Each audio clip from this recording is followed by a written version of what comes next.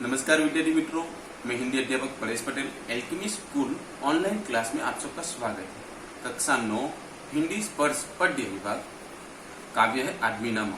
कवि है नजीर अकबराबादी। इस काव्य को पढ़ने से पहले हम कुछ चित्रों को देखते हैं और उसके ऊपर चर्चा करते हैं। यह चित्र केरल वर्तमान समय में घटित एक घटना के बारे में है। यह घटना अत्यंत दुखद है कि केरल में ऐसे लोग हुए जिन्होंने एक हथिनी के मुंह में अनानास अर्थात पाइनएप्पल के बीच में बारूद रखकर हथिनी को खिलाया और वह बारूद उसके मुंह में जाकर फट गया, यानी उससे वह जल गई और उसके मुंह में जलने के कारण वो पीड़ा को दूर करने के लिए तालाब में जाकर बैठ गई।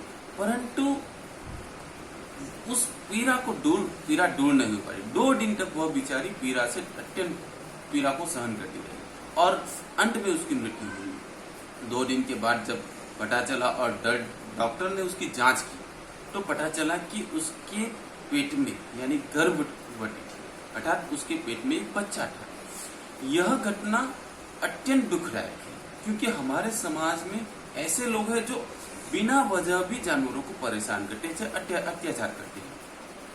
वैसे ही दूसरी घटना बता रहा हूँ जिसके ऊपर चर्चा कर रहा हूँ कि यह हमारे कोरोना वॉरियर्स है, अर्थात कोरोना योद्धा, जिन्होंने समाज को बचाने के लिए, कोरोना पीड़ित लोगों को बचाने के लिए अपनी जान दांव पर लगा दी। उन्होंने अपने परिवार से दूर रहकर लोगों की सेवा की और यहाँ तक कि खुद को बीमारी लग जाए या खुद की मृत्यु हो जाए उसका भी डर छोड़कर उन्होंने समाज की सेवा की। मैंने आपके सामने 2 घटनाएं प्रस्तुत की, 2 चित्र प्रस्तुत किए। ये दोनों चित्र देखकर हमारा समाज उनके प्रति क्या प्रतिक्रिया दे रहा। एक वर्ग को हम जो हथनी के ऊपर अत्याचार करने वाले वर्ग को हम बुरा कह रहे हैं और दूसरा वर्ग जिनको हम प्रशंसा कर रहे, सम्मान कर रहे।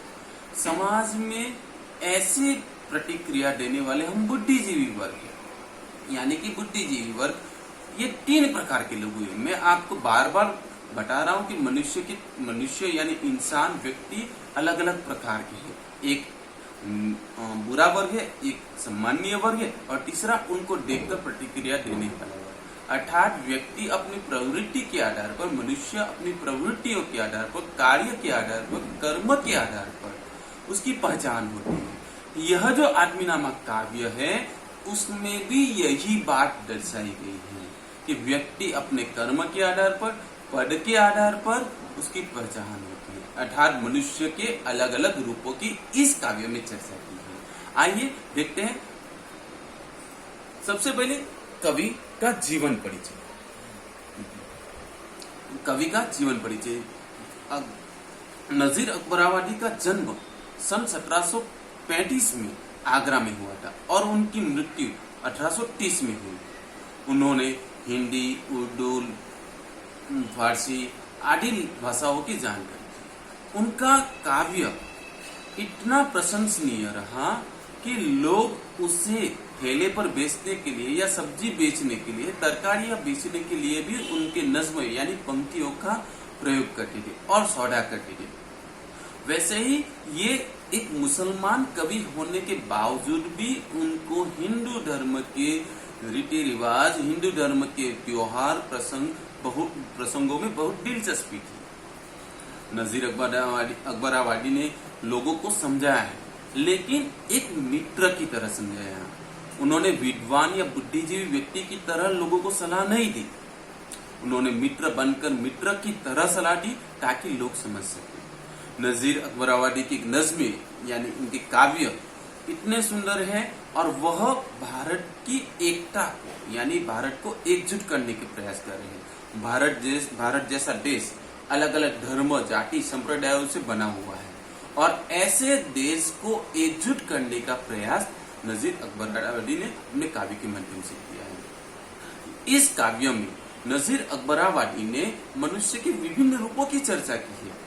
इन रूपों की चर्चा करते हुए उन्होंने कहा है कि मनुष्य चाहे वो राजा हो या चाहे वो सामान्य आदमी हो, मनुष्य चाहे वो चोरी करने वाला गुंडा यानी कि चोरी करने चोर हो या फिर पुलिस या फिर कोई मंत्री हो, मनुष्य भिखारी भी है और मनुष्य एक राजा यानी कि एक अमीर व्यक्ति भी है।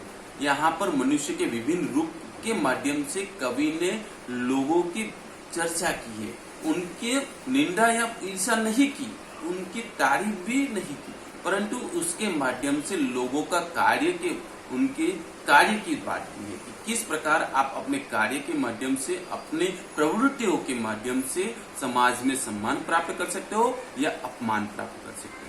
आइए हम ऐसा ही काव्य देखते हैं। आदमीनामा नजीर अकबराबादी।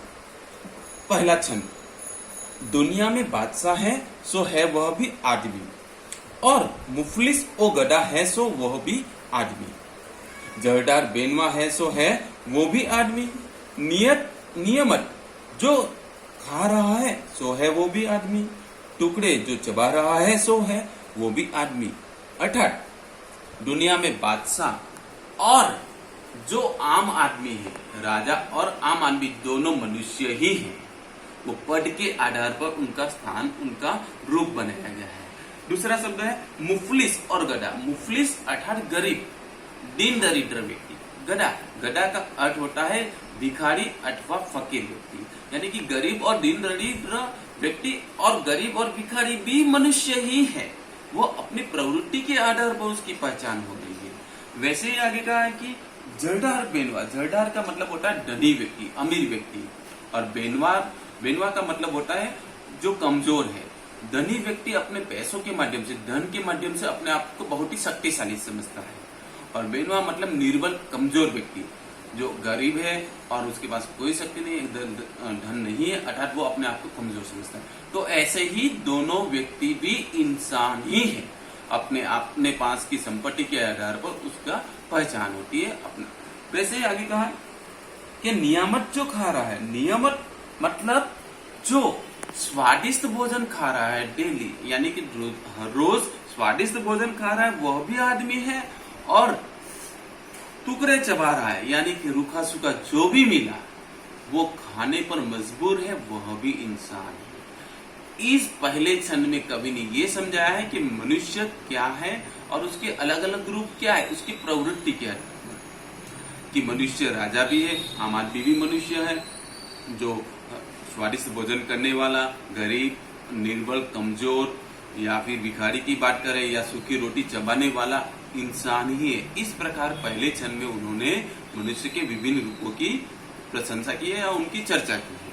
अब दूसरा छंद देखते हैं, शब्द देख लेते हैं। मुफलिस दीन दरिद्र, गधा भिखारी फकीर, जरदार धनवान अमीर धनी, बेनवा कमजोर, नियमित स्वादिष्ट भोजन। दूसरा छंद। मस्जिद भी आदमी ने बनाई है या मियाँ, बनते हैं आदमी ही ईमान और खुद बाखवा, पढ़ते हैं आदमी ही कुरान और नमाजियां, और आदमी ही उनकी चुराते हैं जूतियां। जो उनको टाटा है सो है वो भी आदमी। ध्यान दीजिए कि मस्जिद अर्थात धार्मिक स्थल, मुसलमानों का धार्मिक स्थान है, यह बनाने वाला भी इंसान ही है, और बनते हैं इमाम यानी कि जो नमाज पढ़ने वाले व्यक्ति हैं, मस्जिद में जाकर जो नमाज पढ़ते वह भी आदमी है, और खुद बाखवा मतलब कुरान शरीफ का अर्थ समझाने वाले व्यक्ति भी यानी कि नमाज पढ़ने वाले भी और कुरान शरीफ का अर्थ समझाने वाले व्यक्ति भी इंसान ही है, अर्थात आदमी है। और पढ़ते यानी कि मस्जिद में जाकर नमाज पढ़ते हैं और कुरान पढ़ते हैं, नमाज अदा करते हैं और कुरान पढ़ते हैं, और उनकी जूतियां चुराने वाले लोग भी आदमी ही हैं। क्या कहा आगे कि और आदमी ही उनकी चुराते हैं जूतियां, अर्थात उनकी जूतियां यानी कि जूते चप्पल चुराने वाले भी इंसान ही है, मनुष्य ही है। आगे कहा और जो उनको टाटा मतलब नजर रखना, उन पर ध्यान देना। जो जूते या चप्पल चुराने वाले जो लोग हैं उनके ऊपर नजर रखने वाले लोग भी आदमी ही हैं। इस छंद में कवि ने यह बताया कि उनकी प्रवृत्ति के आधार पर उनको अच्छा और बुरा माना गया है। जो मस्जिद बनाता है, जो नमाज अदा करता है, जो कुरान शरीफ का अर्थ समझाते हैं वो अच्छे व्यक्ति हैं, उनकी प्रवृत्ति अच्छी है, उनके कार्य अच्छे हैं। जहां पर हम दूसरे और देखते हैं कि जो जूतियां चुराते हैं, तो ऐसे व्यक्ति अपनी प्रवृत्ति के आधार पर हम उसे बुरा कहते हैं। हम आगे का भाग अगले भाग में देखेंगे। तो बोलिए।